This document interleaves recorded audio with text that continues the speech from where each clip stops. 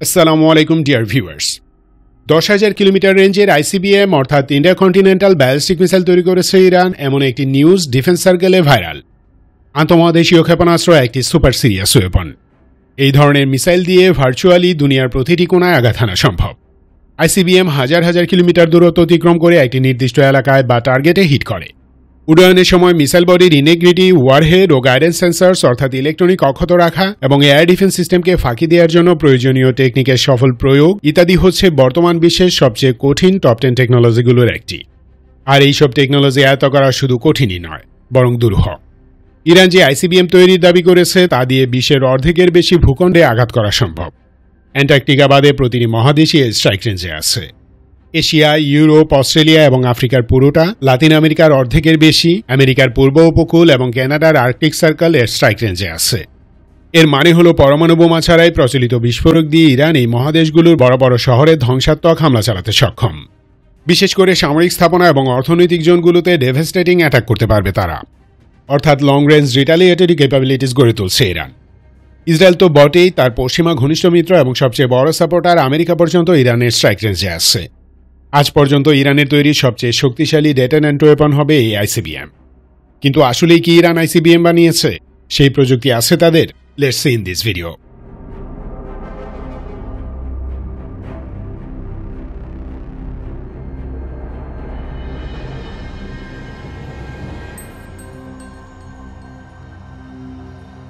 গত সেপ্টেম্বরের 19 তারিখ ইরানি এমপি মোহসেন জাঙ্গানে একটি লাইভ টিভি শোতে বলেন যে আমাদের উপর বোমা মারা হয়েছে, চারিদিক থেকে আক্রমণ করেছে, হামলা হয়েছে আমাদের পরমাণু গবেষণা কেন্দ্রে।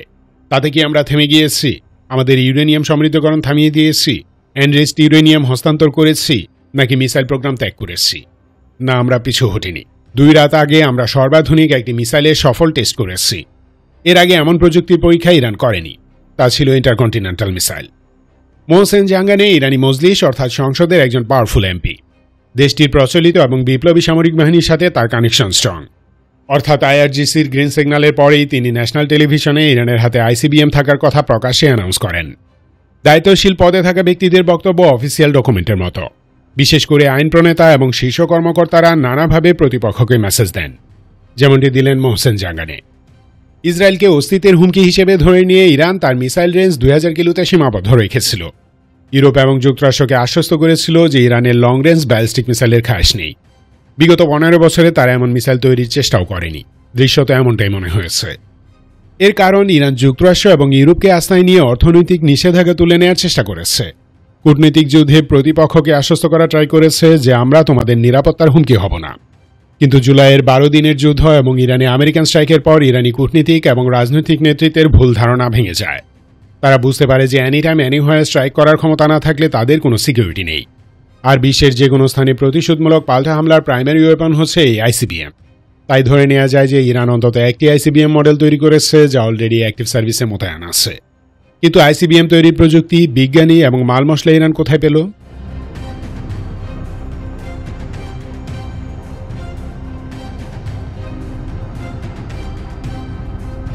আইসিবিএম তৈরির বেসিক টেকনোলজি ইরান পেয়েছে সোভিয়েত R-27 SLVM থেকে।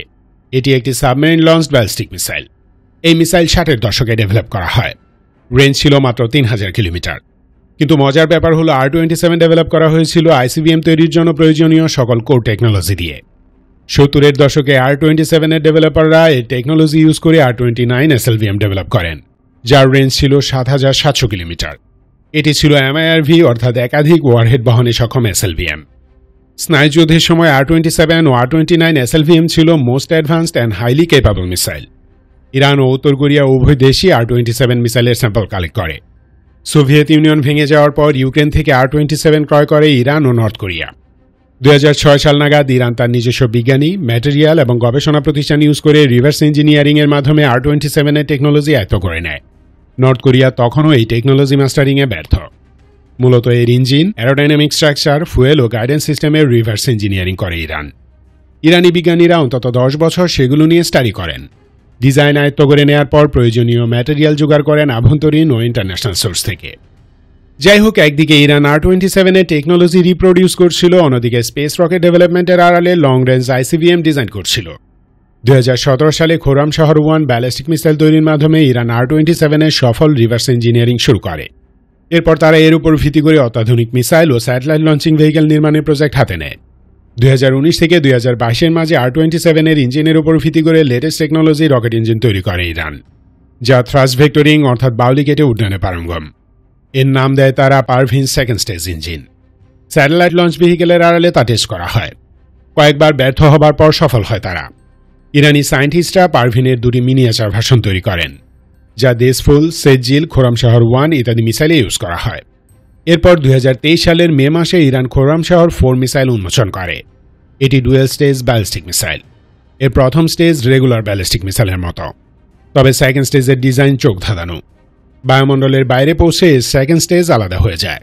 এর ডিজাইন এমনভাবে করা হয়েছে যে বায়ুমণ্ডলের বাইরে তা উচ্চতা নিয়ন্ত্রণ করতে পারে, এবং কিছু থ্রাস্টার যুক্ত আছে যেগুলো এক্সোঅ্যাটমসফেরিক ফ্লাইট পাথ সংশোধন করে ওয়ারহেডকে টার্গেটের নিখুঁত পজিশনে নিয়ে যায়। বাই দ্য ওয়ে, খোরাম শহর 4 নিজে আইসিবিএম নয়, বরং হাইলি ম্যানুভারেবল অ্যারোব্যালিস্টিক মিসাইল। কিন্তু এই মিসাইলকে মডিফাই করে বা আপগ্রেড করে এনি টাইম একটি আইসিবিএম তৈরি করা সম্ভব। এক্সিস্টিং খোরাম শহর 4 মিসাইল মডিফাই করে এতে পারভিন সেকেন্ড স্টেজ ইঞ্জিন যুক্ত করলেই এর রেঞ্জ 11,000 কিলোমিটারে উন্নীত করা যায়, অথবা এটি দিয়ে আপগ্রেডেড ডিজাইনের সস্তা আইসিবিএম তৈরি করা সম্ভব। ইরান অলওয়েজ ট্রাই করে এমন অস্ত্র ডিজাইন করতে যা সহজে এবং কম খরচে উৎপাদন করা যায়। আইসিবিএম এর ক্ষেত্রেও তারা সেম ফিলোসফি অনুসরণ করেছে। আর ঠিক এই কারণে ইরানের আইসিবিএম প্রজেক্ট অত নজরে আসেনি। ওদিকে আইসিবিএম লঞ্চ করার জন্য $1 বিলিয়ন ব্যয় করে তারা পর্বতের গভীরে এবং পাথুরে মরুভূমির তলায় মিসাইল সিটি নির্মাণ করেছে। এসব মিসাইল সিটি এমনকি পরমাণু হামলায়ও টিকে থাকবে। মানে ইরান সেকেন্ড স্ট্রাইক ক্যাপাবিলিটিস অর্জন করছে। এর মানে কোনো দেশ পরমাণু হামলার শিকার হলে আক্রমণকারী দেশে পাল্টা হামলার সক্ষমতা রাখা। ইরানি আন্ডারগ্রাউন্ড মিসাইল সিটিগুলো মূলত পোর্টাল লঞ্চ টানেল কমপ্লেক্স, যেখান থেকে গোপনে আইসিবিএম পর্যন্ত লঞ্চ করা যায়। স্নায়ুযুদ্ধের সময় আমেরিকা এবং সোভিয়েত ইউনিয়ন এরকম কয়েকটি লঞ্চ সাইট নির্মাণ শুরু করেও থেমে যায় বিপুল খরচের কারণে। তবে ইরান গত 20 বছরে নিজস্ব টেকনোলজিতে আন্ডারগ্রাউন্ড পোর্টাল লঞ্চ টানেল সমৃদ্ধ মিসাইল কমপ্লেক্স গড়ে তুলেছে। আর এসব কমপ্লেক্স থেকে লঞ্চ করার জন্য সস্তায় শত শত আইসিবিএম তৈরির প্রযুক্তিও ডেভেলপ করেছে তারা। হয়তো রাইট নাও ইরানের কোথাও সেই মিসাইলের সিরিয়াল প্রোডাকশন চলছে। চিন্তা করে দেখুন, কোনো যুদ্ধের সময় ইরান শর্ট রেঞ্জ মিসাইলের মতো আইসিবিএম ফায়ার করছে। আমেরিকার এক্সোঅ্যাটমসফেরিক ইন্টারসেপ্টরগুলো সব আইসিবিএম থামাতে পারবে না। 10-12টি ICBM New York, Florida, Washington DC, Philadelphia কিংবা পেনসিলভানিয়া ইত্যাদি শহরে হিট করতেই পারে, কারণ ইরানি মিসাইলের সক্ষমতা অলরেডি প্রমাণিত।